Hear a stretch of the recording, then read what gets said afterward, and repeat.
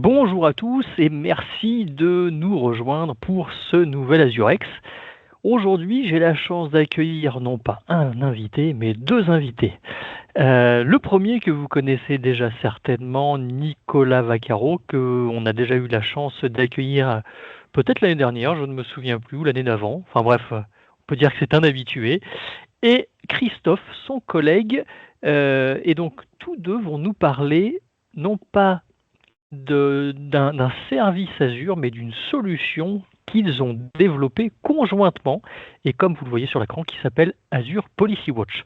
Eh bien écoutez messieurs, je vous laisse la parole, la scène est à vous. Eh bien, bonjour tout le monde, tous ceux qui nous regardent, tous ceux qui sont présents dans la réunion. C'est un réel plaisir de participer à ce Retex.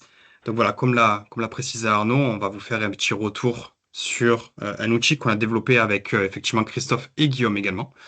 Et l'idée, voilà, c'est un outil communautaire qui peut aider beaucoup de personnes, je pense. Donc, sans plus tarder, on va se présenter rapidement. Christophe, je te laisse te présenter. Ouais, et bah déjà, bonjour à tous. Merci pour l'invitation. Ça a été un plaisir de faire Ceritex avec tout le monde et merci du coup encore une fois Arnaud pour l'invitation. Donc moi je suis Christophe Marie, je suis architecte Cloud Azure chez Squad depuis bientôt 4 ans et j'aide nos clients à structurer, gouverner et accompagner les projets pour du déploiement dans Azure. Et dans mon cas, donc Vaccaro Nicolas, comme l'a expliqué Arnaud, ça fait un petit moment que, enfin, je suis venu une fois, effectivement, sur le Retex pour faire quelque chose autour de Arc. Et je suis MVP Azure depuis maintenant 2023. Et je suis également donc architecte Azure pour l'entreprise Squad également. Donc, avant de parler de Azure Policy Watch, je vais laisser Christophe expliquer pourquoi, enfin, comment on est arrivé là, notamment autour de la gouvernance, car c'est un outil qui aide notamment pour la gouvernance. Oui, tout à fait. Comme je disais, Squad accompagne ses clients dans la mise en place de landing zone. Et quand on dit mise en place de landing zone Azure et de projet au général, on a toujours une partie gouvernance. Et donc, on va se poser la question de finalement déjà, c'est quoi la gouvernance du cloud? La gouvernance, ça va être de mettre en place un ensemble de règles, de processus et de contrôles pour protéger déjà les ressources et les données de l'entreprise, optimiser les coûts, les performances, garantir la conformité réglementaire, standardiser les pratiques entre équipes, gérer les obsolescences notamment. Donc on va vraiment avoir une structuration de la landing zone de bout en bout et son cycle de vie. C'est vrai que c'est un problème qu'on a souvent. Pour le coup, j'ai le cas encore il n'y a pas longtemps. La gouvernance, quand on dit mettre en place de la gouvernance, on n'a pas forcément toujours en tête tout ce qu'il faut faire. Et donc, si je veux bien que je passe à la slide suivante derrière, déjà, la gouvernance dans une entreprise, qu'est-ce qu'on va attendre? On va déjà attendre des documents, toute une partie de documentation, les politiques de sécurité, les normes de nommage, les règles de nommage, les standards architecturaux, finalement les grands guides de comment déployer, où déployer. On va pouvoir aussi retrouver toute la partie RACI, finalement la partie appartenance, qui gère quoi, qui contacter pour ce projet ou cette application. Et du coup, quand on dit qui, il y a tout un ensemble de personnes sur la gouvernance, on va voir les RSSI, les architectes cloud, potentiellement toute la partie DSI, CTO. Sur certains, on peut avoir même des équipes de gouvernance à part entière. Ça, c'est plutôt pour les grands clients, un peu moins le cas pour les petits. Donc, ça va être les personnes qui vont être en charge de finalement s'assurer que notre cloud respecte un certain nombre de standardisations et de règles. Et pour ça, j'ai besoin d'avoir des processus, donc des règles de déploiement, des revues de conformité, des audits trimestriels pour s'assurer qu'il n'y ait pas, notamment le shadow IT qu'on connaît tous autour de la table, et puis toute la partie approbation si j'ai besoin de déployer, par exemple, de nouveaux services. On sait que le cloud évolue souvent, et du coup, comment je vais pouvoir aussi gérer ça dans ma gouvernance, donc toute cette partie mise à jour derrière. Et pour ça, je vais me servir d'outils, que ce soit des outils natifs Azure avec des Azure Policy, la partie cost management pour suivre les coûts, la partie Defender plutôt pour l'aspect sécurité. Je pourrais rajouter Purview Sentinel également, et toute la partie Entra ID si j'utilise la partie IAM, pour la partie IAM ou Entra ID ou d'autres outils, ça dépend de comment on veut s'interconnecter avec, mais voilà, tout un ensemble d'outils me permettant, les outils de supervision également, Azure Monitor, on peut faire Prometheus Grafana également. Et donc, ça revient un petit peu, effectivement, ce que j'avais un petit peu anticipé cette slide, dans la gouvernance, j'ai un besoin multidomaine. Donc, je vais avoir aussi bien la partie sécurité, la partie data, la partie réseau, la partie compute, la partie FinOps, la partie IA, je pourrais rajouter la partie conteneurisation également. Donc, c'est finalement un ensemble, ça va être l'ensemble des besoins que je vais pouvoir trouver au sein de mon cloud. Je veux bien que tu reviennes un tout petit peu. Pardon, excusez-moi. Désolé. Pas de souci. Et donc, le besoin de gouvernance, il va concentrer tous ces sujets-là. On va avoir donc ces besoins, et on a toujours un besoin plutôt sur la partie sécurité. Aujourd'hui, on va plutôt se focaliser sur cette partie-là. On pourra faire d'autres e-texts plus tard si vous voulez sur la partie gouvernance plus globale. Mais ce qui nous intéresse, et c'est le but de Azure Policy Watch, c'est comment s'assurer finalement dans ma landing zone que je vais pouvoir structurer et organiser une landing zone qui respecte mes règles définies lors de sa mise en place. Et pour ça, je parlais d'outils Azure, on a les Azure Policy. Donc là, tu peux passer à la suite suivante du coup, merci. Donc les Azure Policy, c'est un outil natif de Microsoft qui va me permettre de définir et d'appliquer des règles sur mon environnement cloud Azure. Pour ça, je vais pouvoir définir, sur la partie structure soit des policies, soit des initiatives qui sont un ensemble de règles de policy à différents niveaux. On a ce qu'on appelle des management groups qui sont l'équivalent d'un groupe dans lequel je vais pouvoir mettre des souscriptions, des ressources groupes, des ressources pour gérer. Donc c'est un peu un grand répertoire dans lequel je vais mettre des sous-répertoires, dans lequel je vais mettre des ressources.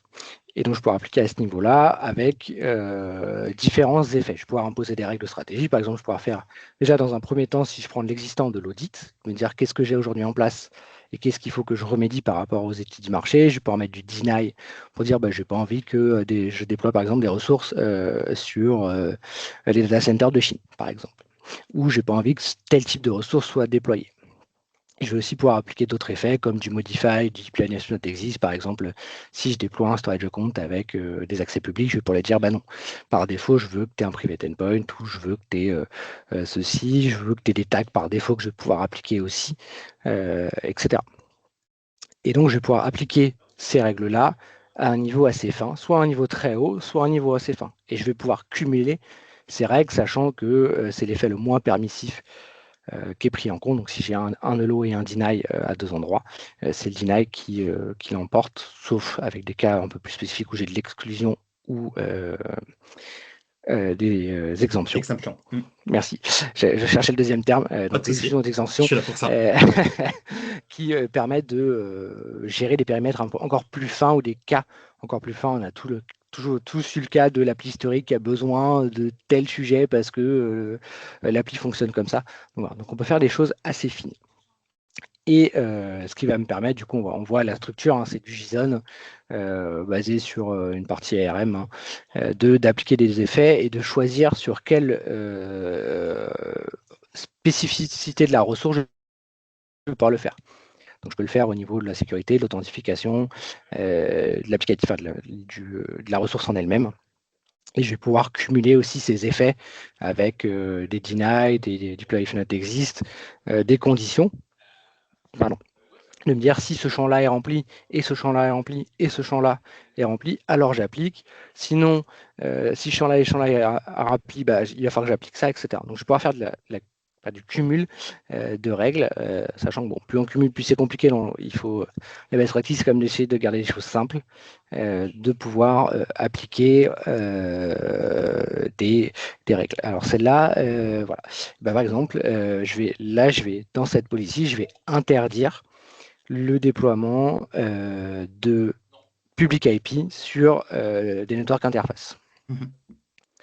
Alors, je vois pas d'exemption, donc il n'y en a peut-être pas, mais j'aurais pu très Non. bien dire, j'interdis de façon globale sur mes network interfaces des public IP, sauf pour les network interfaces qui ont le tag public internet, par exemple. C'est des choses qui peuvent être faites. Voilà, sur la partie policy. Ce qui est intéressant, et comment on va structurer les policies, c'est les management groups. C'est une des best practices qu'on va retrouver dans la learning zone, c'est de mettre en place des management groups, donc des groupes finalement qu'on va répartir soit par domaine. Là, on a typiquement l'exemple des best practices Azure sur la partie management group. On va avoir tout ce qui est lié à la partie plateforme. Donc, c'est plutôt la partie générique d'Azure avec la partie sécurité, management, identity pour tout ce qui va être Entra-ID, Entra-Connect, notamment toute la partie connectivité qui va plutôt être le point d'entrée dans ma landing zone. Et ensuite, je vais décliner mes landing zones soit par équipe, projet, facturation, ça dépend de chaque client, que je vais redécliner encore sur des souscriptions par des besoins ou des prérequis que je dois respecter. Est-ce que je préfère faire des souscriptions par environnement, des souscriptions par sous-équipe? On peut avoir une BU par exemple, et dans cette BU, avoir plusieurs sous-équipes que je vais gérer. Ça, c'est plutôt sur les critères de facturation et d'interopérabilité qu'on va choisir cette structuration. Je peux avoir des choses sur des décommissionnements, par exemple, comment je gère mes projets obsolètes, et puis des choses sur la sandbox. Là, c'est plutôt pour les équipes de test, enfin de dev, de tester des nouvelles features avec des contraintes réduites. Tac. Je sais plus. Donc on a, pardon, sur les Azure Policy, on peut avoir ce qu'on appelle des initiatives. Et donc on va retrouver un peu les grandes initiatives qu'on déploie souvent chez nos clients. C'est la partie MCSB, donc Microsoft Cloud Security Benchmark, qui sont les best practices de Microsoft à appliquer sur une landing zone. On va retrouver la privatisation des storage accounts, la privatisation, pas mal de ressources également, des critères de sécurité sur la mise en place de TLS, par exemple sur les web apps, TLS plutôt 1.2 par défaut. Voilà, donc tout un ensemble de règles qu'il va falloir appliquer, donc qui sont par défaut généralement en audit et qu'on va pouvoir transformer ensuite, une fois qu'on a cette conformité de définie, en deny. On va retrouver toute la partie également Azure Landing Zone, hein, c'est à peu près 225 policies, avec une partie gouvernance, identité et réseau, sécurité, conformité. Donc qui sont là aussi des practices, enfin des règles, qui ont été définies par, alors je ne sais plus par qui c'est, Microsoft et un certain nombre d'acteurs du marché pour C'est une communauté. Il y a les communautés, il y a une partie Microsoft. Et d'ailleurs, si vous êtes un peu, si vous connaissez déjà la chose, vous savez que les deux, en fait, entre le MCSB et ALZ, se croisent un petit peu, elles se marchent un peu dessus. Il y a des politiques de sécurité qui sont relativement identiques. Donc, mais c'est un bon complément. Donc, Microsoft le dit eux-mêmes, hein, autant utiliser les deux, parce que, encore une fois, c'est un bon complément. Pardon, Christophe, je te laisse continuer. Pas de souci. Merci, du coup, j'avais plus exactement qui l'avait fait, donc c'est parfait. Et puis après, on va retrouver des grands référentiels du marché, un NIST, ISO, j'ai oublié le référentiel américain, mais je vais le retrouver après, c'est pas grave. Donc on va pouvoir retrouver notamment, grâce à Defender, toute une liste des grandes thématiques ISO 27001, on peut faire toutes les déclinaisons, 27001, 27002, 27005, avec des initiatives qui ont été créées derrière NIST. Je me demande s'il n'y a pas OWASP aussi. Mais ça fait longtemps que je n'ai pas fait Defender sur cette partie-là, donc je ne saurais plus, mais on va retrouver tous les grands référentiels du marché. Voilà, ceux qui font plutôt de la GRC seront plus à même de dire les grandes notifications. Nous, c'est surtout effectivement ISO 27005 et MSSB qu'on déploie le plus souvent, qui sont les best practices côté Microsoft. Et c'est la V1, je me permets, MCSB c'est la V1 aujourd'hui, la V2 est en preview, et de ce que j'ai entendu, maintenant elle se déploie tout seul quand vous déployez l'accélérateur, si vous voulez mettre de la landing zone de manière rapide à travers Terraform ou à travers Bicep, le MCSB 2 se déploie tout seul. J'ai appris ça hier. Voilà, petite tips. Merci pour le teasing finalement, c'est top. La problématique qu'on va retrouver sur les policies, par rapport à la réalité du marché, enfin la réalité du terrain plutôt, c'est souvent des entreprises qui ont une certaine maturité dans le cloud. C'est pas le premier réflexe. Ça devrait, mais c'est pas le premier réflexe d'une mise en place de landing zone, en tout cas qui a été fait pour les équipes projet. Et du coup, il faut traiter cet existant. Donc comment je vais l'intégrer? Et la deuxième réalité, c'est plus je vais avoir une landing zone qui est éparse, donc assez grande, avec plein de projets, plein de clients, etc. Enfin, quand je dis client ou équipe, il va falloir que je gère. Donc, ça veut dire que je vais avoir plus en plus de règles, plus en plus d'exceptions, puisque chaque projet a ses exceptions, parce que tel applicatif va fonctionner comme ça, tel autre projet va fonctionner comme ça. Par rapport au standard du marché, j'ai telle exception. Et donc, il faut arriver à gérer tout ça et à garder un score de conformité qui va pouvoir être partagé avec les équipes dirigeantes de façon conforme. Il y a toute la partie évolution des normes, quelque chose d'assez classique, hein, on ne le retrouve pas que dans l'IT. Les normes évoluent tout le temps, il y a toujours des nouvelles réglementations, des modifications de réglementations. On prend le cas entre NIST et NIS2, il y a l'évolution de la norme, donc il faut aussi pouvoir adapter ce qui a été mis en place avec les nouveaux modèles, sans pour autant faire de l'arrêt de production, ce qui peut arriver quand on déploie des policies sans les bons prérequis. Ce que je disais, chaque équipe est un peu déployée sa partie custom, donc ça c'est vraiment quelque chose d'assez courant. On a vraiment des exemptions, des fois on a des listes d'exemptions qui sont assez longues, qui peuvent être du coup perturbantes parce qu'on ne sait plus pourquoi on les a mis en place. Quand il y a plus d'exemptions que de policy, ça commence à devenir C'est ça. pas normal. Exactement. Compliqué. Sachant qu'il y a des policiers qui ont été mises sans forcément de date d'expiration, donc on se dit mais alors pourquoi, qui l'a fait? Donc c'est cet ensemble de choses, plus les policiers, c'est quand même pas aujourd'hui en termes d'ergonomie très facile à lire. C'est toute une liste. Donc quand j'ai mis 200 plus 300 plus 201 policiers en place, je ne me souviens plus trop qui fait quoi, comment, etc. Et du coup, la question qui se pose, c'est une fois que j'ai mis tout ça, est-ce que je suis toujours conforme? Quel score global de conformité je vais avoir? Je vous laisse le faire à la main, c'est long. Et du coup, Nicolas et Guillaume, au début, c'est ça la genèse du projet, c'est plutôt ces deux-là qui ont mis en place par rapport à ce besoin qu'on porterait chez leurs clients, comment on peut faire pour améliorer tout ça. La passe décisive. Exactement. Elle est terrible. Ah, je prends. Plus qu'à conclure. Parfait, nickel. Donc, j'espère que vous l'avez bien compris, le principe des Azure Policy. Je pense que Christophe l'a assez bien expliqué, avec également une introduction sur la partie de landing zone, ce qui était vraiment top. La préface, elle est nickel. Donc maintenant, on va rentrer vraiment dans le sujet Azure Policy Watch. J'invite d'ailleurs Christophe à m'interrompre. N'hésite pas, j'ai juste pas la vue de Teams, donc n'hésite pas à me couper si tu en sens le besoin. Surtout, n'hésite pas. Donc le besoin. Comment c'est né? En fait, c'est très simple. J'étais chez un client, d'accord? Je vais vous faire vraiment les fondamentaux, ok? Vraiment vous expliquer comment l'idée est venue. J'étais chez un client et en fait, on s'est retrouvés autour de la table et on discutait, parce que du coup, je faisais partie de l'équipe cloud et on m'a un petit peu challengé parce que ce qu'il faut savoir, c'est que le client de base n'avait aucune règle de policy mise en place sur le tenant et donc nous, avec une certaine expérience, on arrive à cibler certaines policies qui sont quand même mandatory, comme l'a dit Christophe, le fait de mettre en version privée les key vault, les storage accounts, les bases de données, voilà, tout ça, ça paraît simple pour nous. Donc nous, forcément, on part là-dessus, on part sur quelque chose qui va ressembler un petit peu à ça. Mais on m'a posé une question qui était vachement intéressante. C'est très bien, tu pars sur cette optique-là avec ton expérience professionnelle, on ne le doute pas, mais comment nous, en tant qu'organisation, on est sûr de respecter les bonnes pratiques que Microsoft va mettre en place, met à disposition, et comment on peut avoir un inventaire? Comment on peut savoir si nos policies, enfin, qu'est-ce que j'ai aujourd'hui sur mon tenant?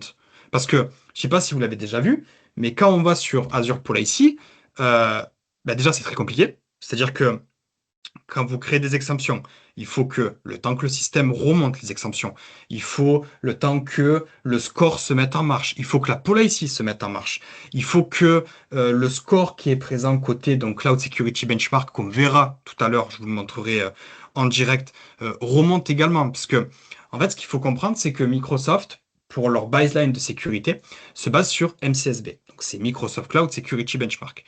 Microsoft Cloud Security Benchmark, c'est quoi? En fait, c'est une initiative qui est disponible sur votre tenante, d'accord? Si vous ne l'avez pas dans les initiatives assignées à votre organisation, je vous invite à aller dans les définitions des policies et vous tapez Microsoft Cloud Security Benchmark. Et vous la verrez de base. C'est quelque chose qui est mis par défaut par Microsoft. Donc, l'initiative est disponible et si vous voulez avoir une vue un peu plus détaillée, il va falloir se rendre dans le Cloud Security Benchmark qui est présent dans Defender for Cloud et vous verrez en fait votre score en fonction du référentiel de Microsoft. Mais ça, je vous montrerai ça tout à l'heure, vous inquiétez pas. On va retrouver donc du ALZ. ALZ, donc c'est Azure Landing Zone Policy, ok, ce qu'a mentionné Christophe tout à l'heure.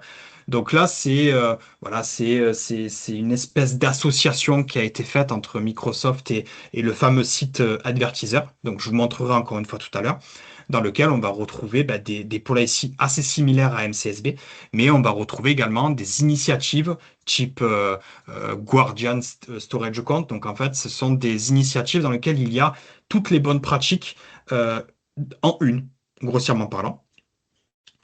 Donc du coup, c'est là où c'était intéressant. Et nous, du coup, personnellement, parce qu'après il y a eu Guillaume qui m'a rejoint et il y a eu Christophe, la question c'était comment je fais un inventaire complet de mes Azure Policy qui sont aujourd'hui en place sur mon tenante? Comment je vais vérifier le fait que mes policies, mes initiatives soient alignées avec le référentiel MCSB et ALZ? Et comment je vais vendre ça au management et à la direction?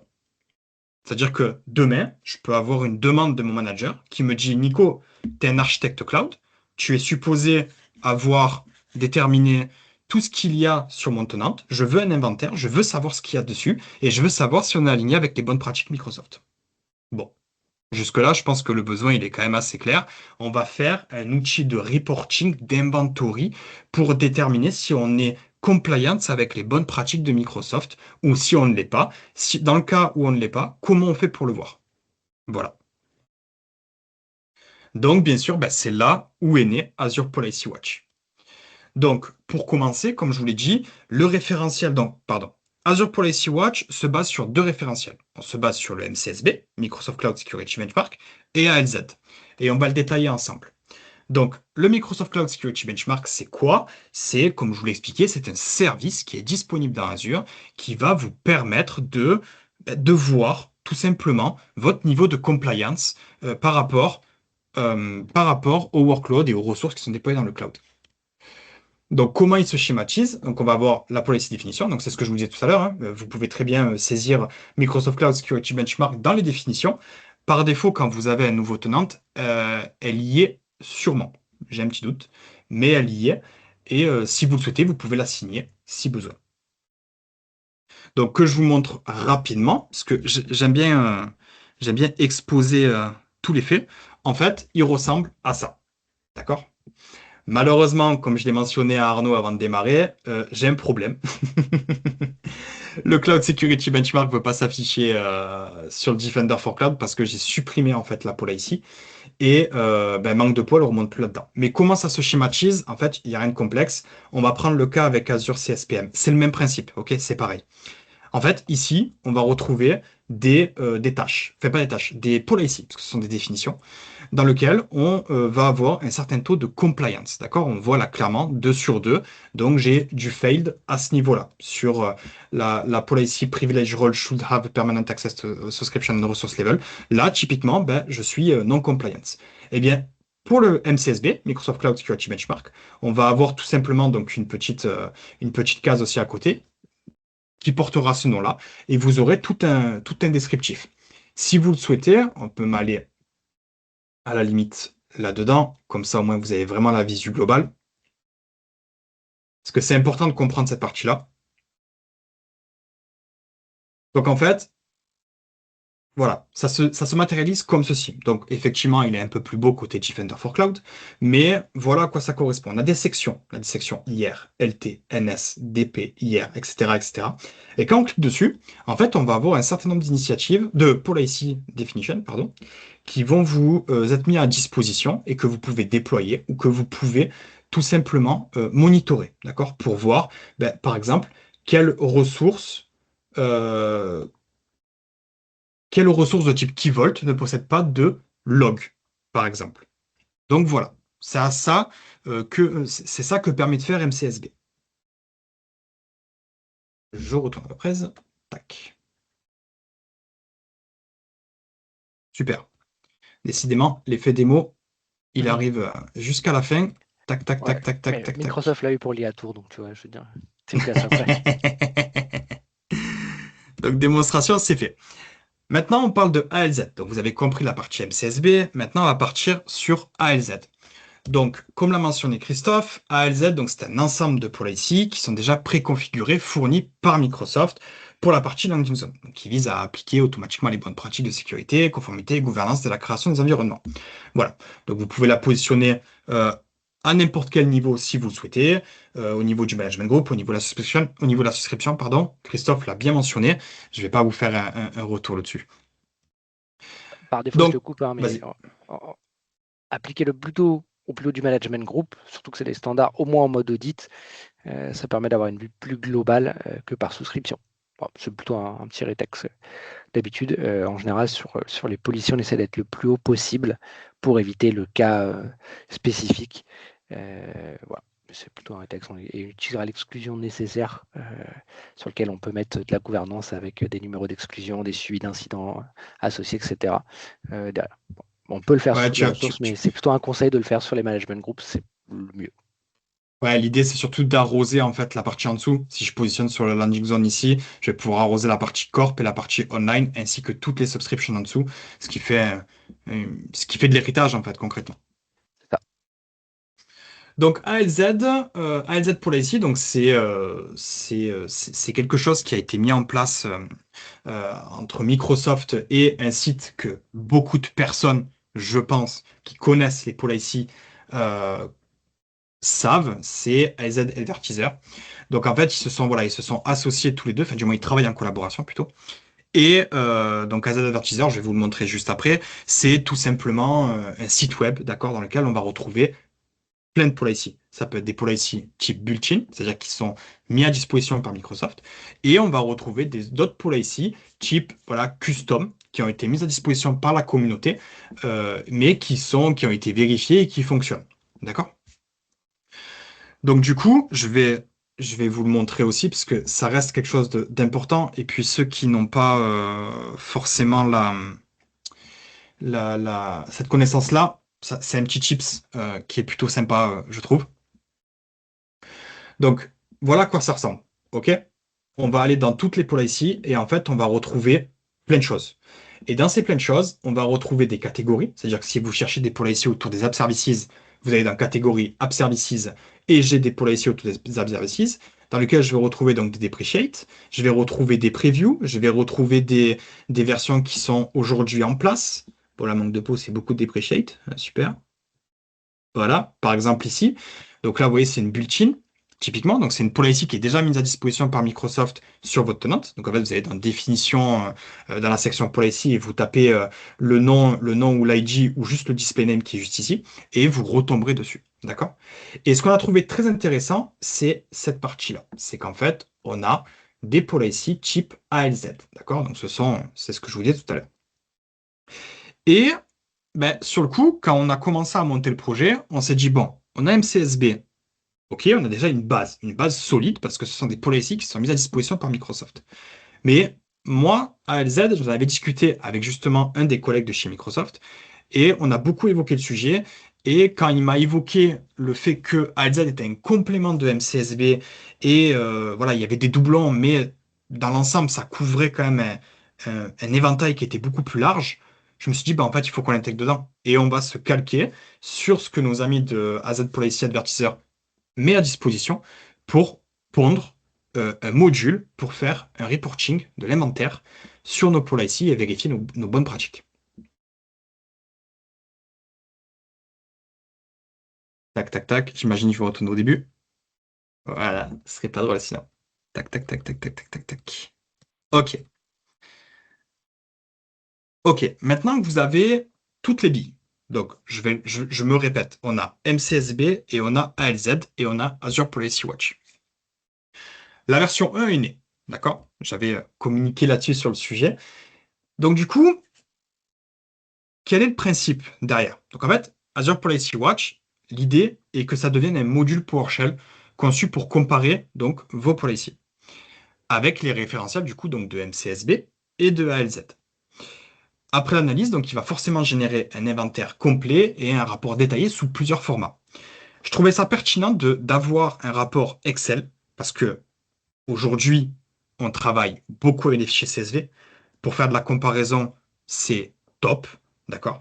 Pour présenter ça à nos équipes, à notre manager, c'est plutôt pas mal. Ça permet vraiment de faire voilà, une comparaison entre ce qu'on a sur notre tenante et ce qu'on a côté référentiel. Donc j'ai trouvé ça plutôt pas mal. Et on va avoir un HTML. Alors, pourquoi un fichier HTML va être généré? C'est très simple, parce que, imaginons que vous allez présenter ce document-là à votre directeur. D'accord? Votre directeur va trouver ça beaucoup plus intéressant, beaucoup plus joli, d'accord, qu'un simple fichier Excel en comparant ce que vous avez sur le tenant et ce que vous avez dans les référentiels. Il va peut-être pas forcément comprendre comme nous on le comprend. Donc un HTML me semblait plutôt sympa. C'est une interface, un design qui est plutôt joli. Donc du coup ça apporte l'œil directement. Et ben, forcément, on va déployer également, donc, enfin, on va développer, on va mettre à disposition un module PowerShell pour qu'on puisse exécuter le code localement, parce que dans certaines organisations, il est préférable, et puis certaines organisations préfèrent également, utiliser le code local, d'accord? Ne pas l'envoyer sur GitHub Action, ne pas l'envoyer sur GitHub, ne pas l'envoyer sur Azure DevOps. C'est un souhait, je l'entends et c'est normal. Même si après, on a changé un petit peu de choses, mais je vous garde ça pour la suite.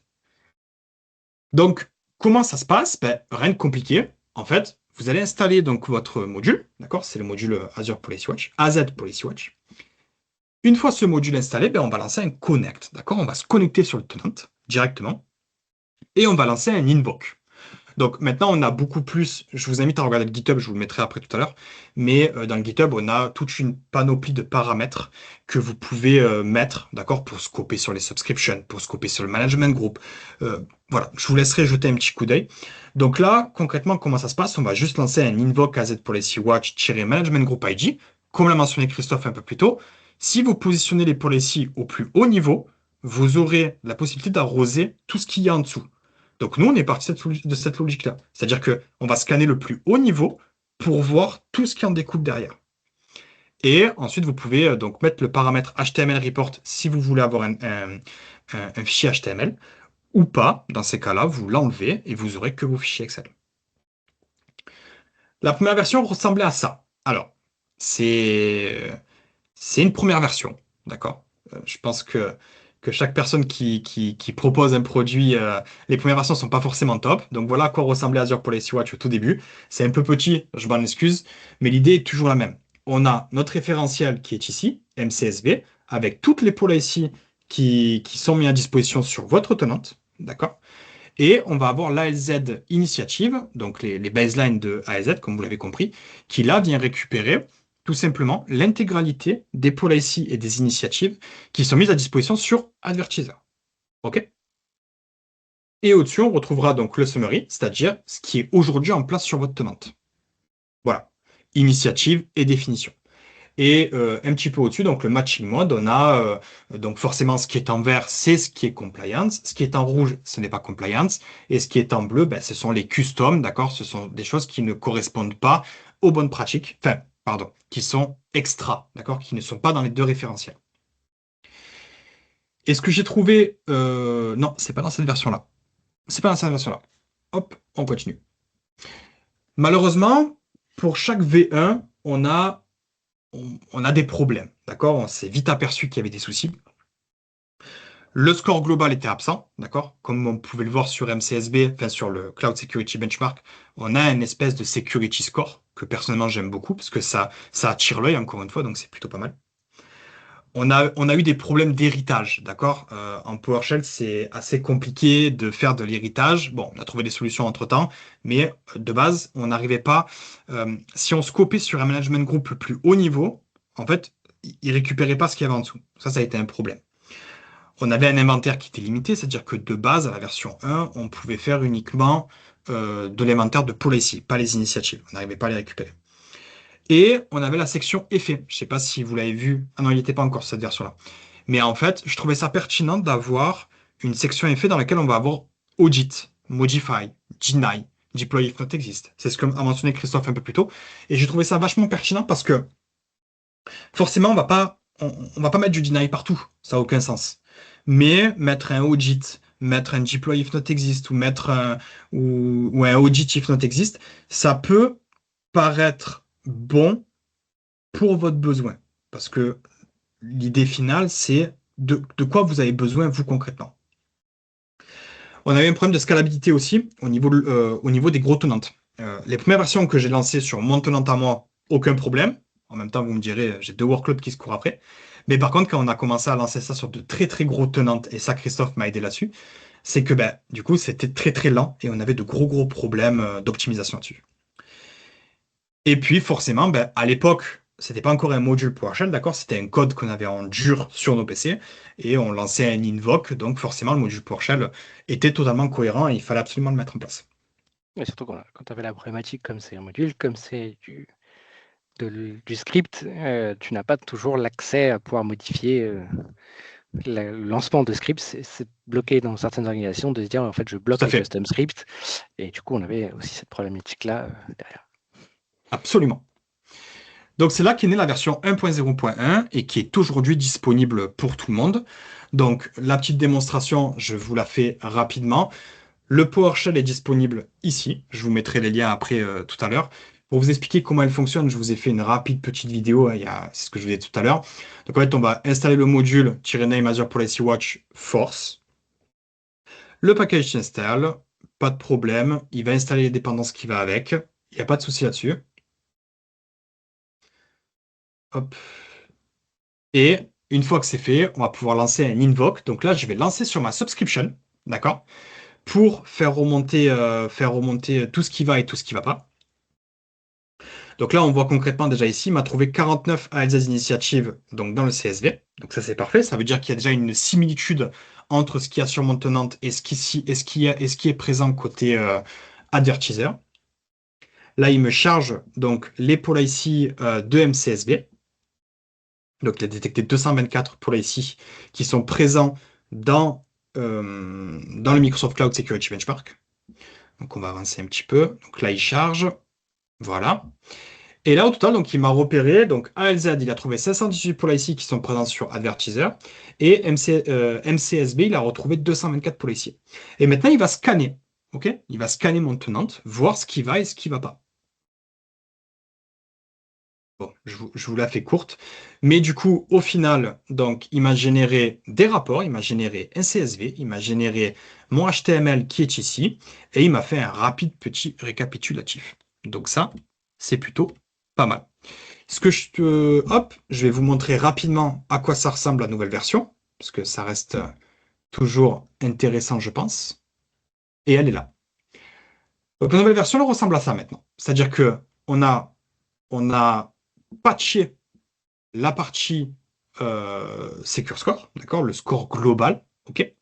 On va retrouver donc les policy qui sont match, les policy qui sont manquantes et les versions qui sont manquantes ainsi que les extras. Donc c'est-à-dire que aujourd'hui sur mon tenant, j'ai tout ça. D'accord? Ça veut dire que là, j'ai des initiatives dans laquelle j'ai des policy, j'en ai 5 à l'intérieur. Là, j'en ai 11, là, j'en ai 6, etc., etc., etc. OK? Et ici, je vais retrouver donc des policy, mais les policy single, d'accord? Celles qui sont directement assignées à votre subscription ou à votre management. OK? Ça, c'est mon inventaire. Et dans les recommandations, en fait, on va retrouver tout simplement les recommandations de MCSB. Et bien entendu, comme vous l'avez compris, ce qui est en vert correspond à ce qui est présent sur mon tenante. D'accord? Donc typiquement, celle-là, elle est en deny sur mon tenante. OK? Et elle appartient au MCSB. Et si je descends un peu plus, on gère également les previews. C'est vrai que je ne voulais pas préciser. On gère les previews et on gère les dépréciés. Ça veut dire quoi? Ça veut dire que vous souhaitez faire une fois par mois un scan de votre environnement. Eh bien, vous êtes en mesure de savoir si la policy est en preview si la policy est en déprécié, d'accord, et par conséquent, faire les remédiations qui s'imposent. Parce que chose que je n'ai pas précisé, c'est que Microsoft met à jour ses policies tous les mois. Donc, si vous voulez le faire à la main, bon courage. Moi, j'ai arrêté. Mais voilà, d'où l'outil Azure Policy Watch. Et là, vous voyez, pour ALZ, typiquement, Storage Account should use Customer Management Key for Encryption. Elle est en audit surmontenante. Et celle-ci est également disponible sur MCSB. OK?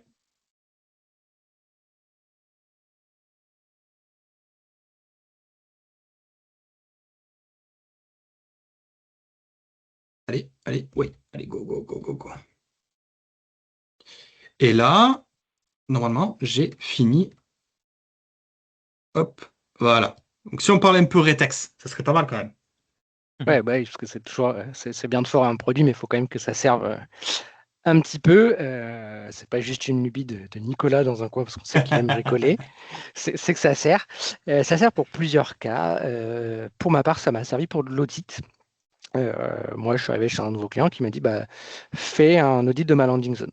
Donc, je fais audit classique. Et puis, je me suis dit tiens, qu'est-ce qu'il a en policy? Donc, soit je faisais comme avant, c'est-à-dire que j'éditais les policies, je tapais mes lignes de commande pour essayer de les sortir, etc. Ça, je me suis dit, du coup, il a fait un truc pas mal quand même avec Guillaume. Et puis, ça fera un peu les bêta-testeurs sur la première version. Hein, c'est comme ça qu'on a fait le Retex. Bien sûr. De se dire, tiens, comment je vais pouvoir m'en servir? Qu'est-ce que je veux pouvoir exposer? Et du coup, tu peux passer à la slide d'après. Je crois que j'ai mis des exemples de ce qu'on avait donné. Ah non, j'ai la roadmap, moi. Ah ouais, il me semblait qu'on avait remis la slide, autant pour moi. Derrière. Il me semblait qu'on avait fait Mince, c'est pas, la slide. c'est pas la bonne. C'est pas la bonne. Ouais, Ah, c'est pas très grave. tant pis. Derrière, de toute façon, tu l'as vu, hein, tu l'as montré avec des exemples. Ça m'a donné un score de conformité, ça m'a donné des extractices, ça m'a donné PowerShell, ce qui m'a permis de présenter ensuite à mon client, de dire aujourd'hui, sur ta landing zone, voilà ce que tu avais. Voilà ce qu'il faudrait que tu mettes en place pour être conforme par rapport à tes réglementations. Donc, c'est assez pratique d'avoir quelque chose, d'un rapport assez rapide de quelles sont les policiers en place. Alors moi, j'ai eu des petits clients, mais quand vous avez un gros client avec 500, 600, 700, 800 policiers, d'avoir un extract directement en quelques minutes plutôt que de le faire en ligne de commande, c'est quand même vachement plus rapide. Et puis d'avoir un score de conformité par rapport à référentiel du marché, c'est mieux. Donc ça, c'était le premier cas d'usage dans le cadre d'audit. Et ensuite, c'est dans le cas de review, effectivement, de savoir ce que j'ai en place, quels sont les effets que j'ai. Et comme on a comme on a les rapports, on peut faire une historisation derrière, de se dire, au mois de décembre, j'avais cette politique qui est en audit. Là, je vois qu'au mois de février, elle est, avec le nouveau rapport, elle est en deny. Donc, c'est dans le cadre plutôt de suivi de ce qui a été mis en place. C'est toujours intéressant d'avoir cette information derrière, d'avoir cette historisation, ce qu'on n'a pas sur Azure. Enfin, quand on change la policy, elle est changée. Ou alors, il faut les regarder dans les activity logs, loguer, etc. Donc, c'est quand même pas toujours trivial. Et autre chose, que du coup, tu soulignes un point qui est important côté Policy et côté également Defender for Cloud. Ce que moi j'ai remarqué, parce que j'ai beaucoup travaillé avec les équipes, notamment gouvernance, remédiation, d'accord, pour mettre en place les bonnes pratiques côté sécurité. Et il y a quelque chose qui m'a frappé. Je ne sais pas si ça vous l'a fait à vous aussi, mais admettons, je prends un exemple qui est simple. Un storage account, il est en public access, on peut le remédier, d'accord? On va passer en privé, en activant le firewall, ou même encore plus loin, on passe par un private link. Jusque-là, pas de souci. Vous faites la remédiation, d'accord? Tout fonctionne, tout est OK, c'est parfait. Eh bien, Cloud Security Benchmark, donc le référentiel MCSB, d'accord, que vous retrouverez dans Defender for Cloud, met un temps fou à s'actualiser. Ce qui veut dire que si vous avez votre management qui vous dit je voudrais bien avoir mon rapport pour savoir en termes de secure score à combien je suis, parce que tu comprends, je dois vendre ça un petit peu à la direction générale, écoute, tu dis gentiment à ton manager, tu dis écoute, malheureusement, on attendra demain, parce que Microsoft ne l'a pas mis à jour, donc je peux pas forcer les choses. Et c'est là où, pour le coup, Azure Policy Watch rentre en jeu et il tourne. D'accord? Vous lancez votre commande PowerShell ou vous le faites tourner dans un environnement Azure en continu, vous aurez votre Secure Score en continu. Et c'est ça qui est pertinent, je trouve. C'est pour ça qu'on est parti là-dessus aussi. Maintenant, roadmap. Potentiellement, Vas-y. juste un petit truc, tu pourrais dire tous Ouais, les matins, tu l'exécutes via une automation ou je ne sais quoi, Mm. et il te pousse un mail avec le rapport. Comme ça, tous les matins, tu as ton rapport avec ton Secure Score qui arrive directement dans ta exactement. boîte aux lettres quand tu arrives au bureau. Exactement. Exactement. Et c'est là où la roadmap va rentrer en jeu, parce que, comme tu le sais, Arnaud, et comme Christophe le sait aussi, on était en Suisse donc avec Guillaume, parce qu'on a été invité donc par les équipes du Silicon Chalet, Eric, Jean-Loup et Chloé, pour présenter un petit peu ce projet-là. Et c'est vrai qu'on n'a pas eu l'idée de faire une roadmap sur le coup, mais on a pris des retours d'expérience. D'accord? On a beaucoup discuté avec les personnes sur place. Ce qu'il faut comprendre, c'est que cet outil-là, c'est un outil communautaire. D'accord? On n'est pas payé pour l'utiliser, pour le vendre. C'est vraiment communautaire. Vous avez le source qui est disponible sur GitHub. Je vous le donnerai juste à la fin. Mais du coup, il était intéressant de faire une roadmap là-dessus, dont notamment la potentielle V2 qui sortira, si tout se passe bien, elle sortira un petit peu avant l'été, si tout se passe bien. Donc, il va y avoir quoi dedans? Concrètement, c'est dommage parce que la slide de Christophe était cool, celle qu'on avait mis en place. Bon, tant pis. Donc en fait, il va y avoir quoi dedans? En fait, on va retrouver l'intégration NIST. Ok? NIST, donc c'est National Institute Security Technology, je crois, quelque chose comme ça. En gros, c'est le référentiel américain. D'accord? Si je la fais courte. Pourquoi? Parce que on a eu nos copains de la Suisse qui nous ont dit, mais ça serait cool qu'on ait ça quand même, parce que nous, on se base aussi là-dessus. Bon, écoutez, on prend note. Ça fait sens avec tout ce qu'on présente depuis le début avec Christophe et Guillaume. Écoutez, on met, pas de problème. On a constaté aussi des problèmes de hiérarchie, enfin pas des problèmes, mais on aimerait mettre en place. Vas-y. Je te coupe, j'ai la slide si tu veux. Comme ça, si tu veux la Ah présenter. oui, oui, oui, oui, oui. Alors, je partage. Hop, j'ai S'il te plaît. partagé. Hop, je vais prendre le partage. Tac, tac, tac. Hop. Diaporama. Hop. Est-ce que c'est tout bon? Tac. Ouais, super. Slideshow. Hop. Tac. From the current slide. Hop. Donc, ça, c'est ce que j'avais dit justement sur le retext. Ouais. Donc, on voit effectivement les scores de compliance avec 0% pour les landing zones toutes neuves, 40,5 pour les landing zones un peu plus avancées. C'est vrai qu'on n'a pas parlé des gains. C'est une économie de temps pour l'audit. Hein. Clairement, moi, ça m'a fait gagner quasiment une demi-journée sur certains clients. Et, une visibilité claire sur ce qui est en place et ce qui n'est pas en place. Et une review quotidienne simplifiée. Donc, ce qui est toujours intéressant d'avoir dans son coin. Et du coup, si je passe à la slide suivante, la roadmap, là voilà. Voilà. Elle est très belle, elle est jolie, j'adore ce slide. Donc, comme je vous le disais, en fait, donc on va intégrer donc NIST dans la prochaine version.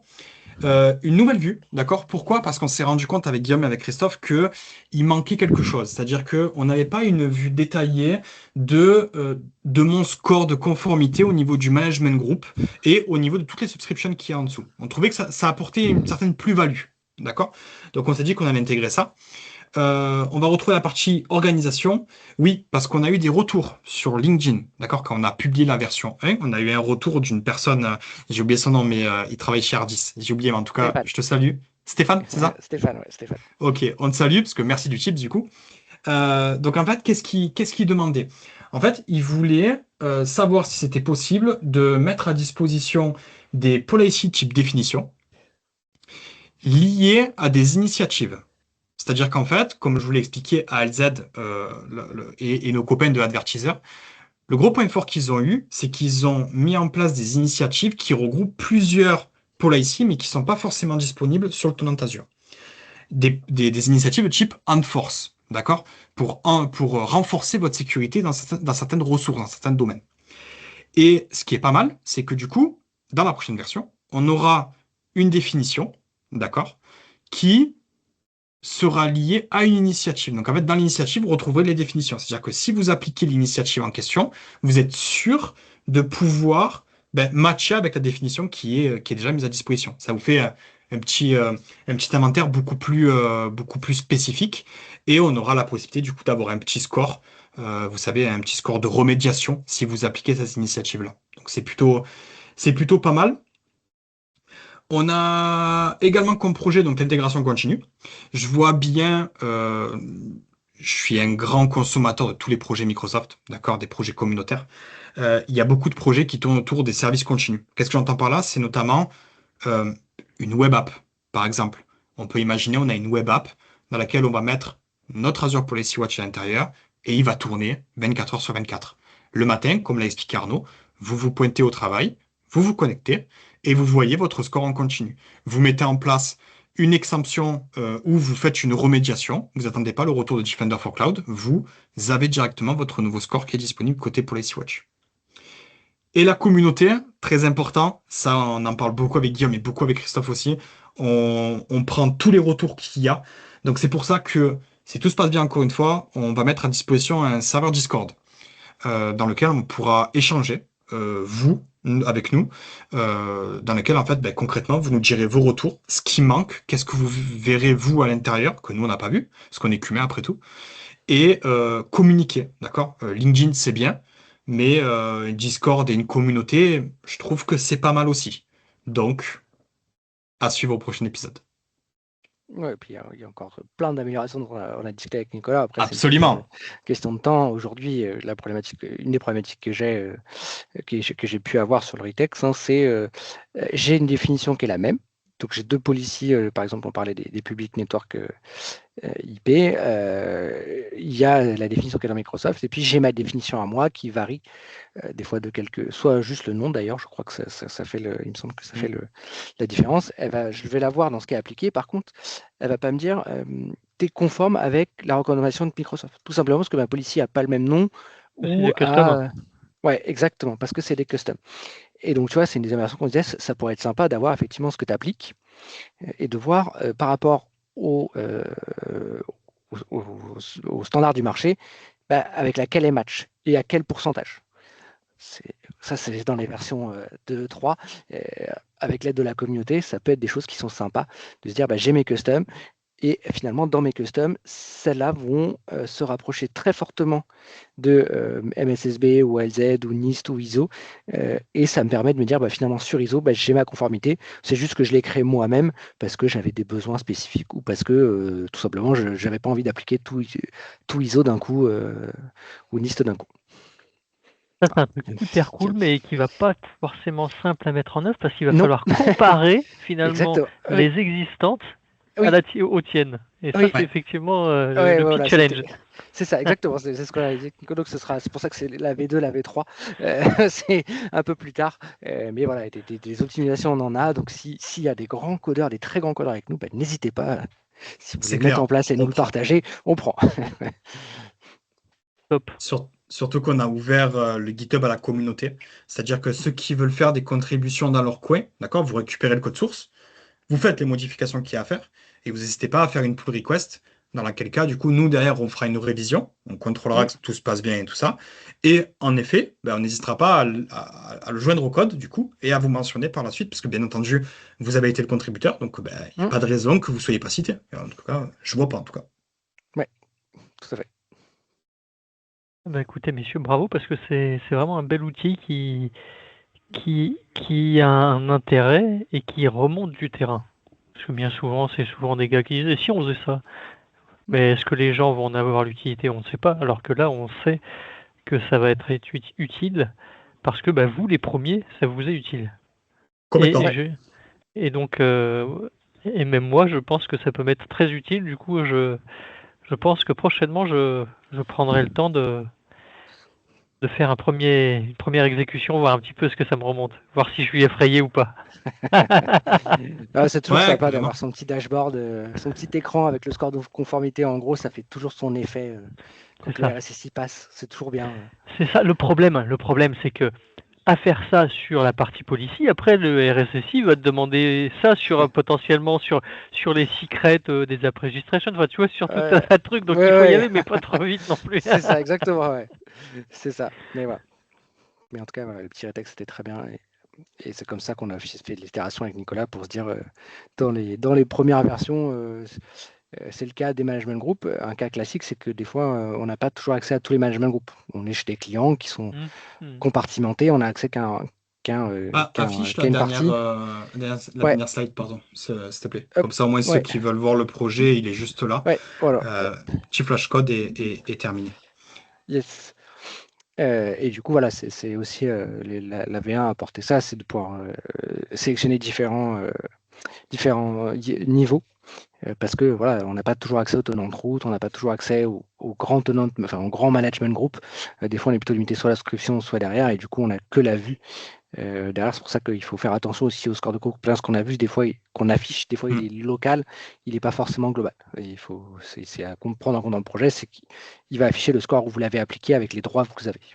Ouais, c'est ça.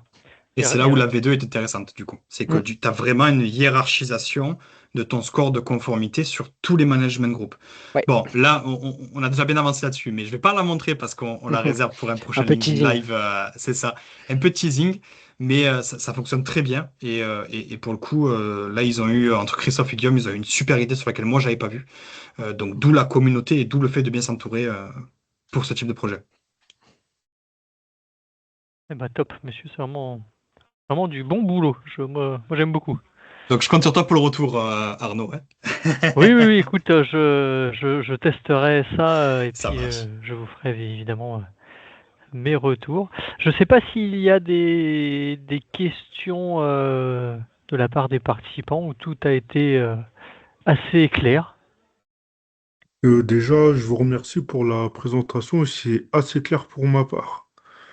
Top. Après, n'hésitez pas. Hein, c'est vrai que là, il est 2 heures. Je ne sais pas si vous avez des meetings ou pas qui démarrent, mais n'hésitez pas. On est disponible sur LinkedIn. Si besoin, sinon, passez par Arnaud et il repassera par nous ou vous nous pinguez directement. Voilà, pour le coup, on est assez accessible. Il n'y a aucun problème. D'accord. C'est vrai, je confirme. Ok. Et puis on aura l'occasion de se croiser sur des salons potentiellement. Exactement. Comme on l'a fait il y a pas longtemps. Exactement. Toujours un plaisir. C'est ça. Top. Bon, bah écoutez, messieurs, merci pour votre disponibilité, merci pour votre solution. J'espère qu'elle grandira et qu'elle sera adoptée de plus en plus par la communauté Azure. Ça serait vraiment une belle, par recommandation, une belle, mince, je ne trouve plus le mot. Une success story.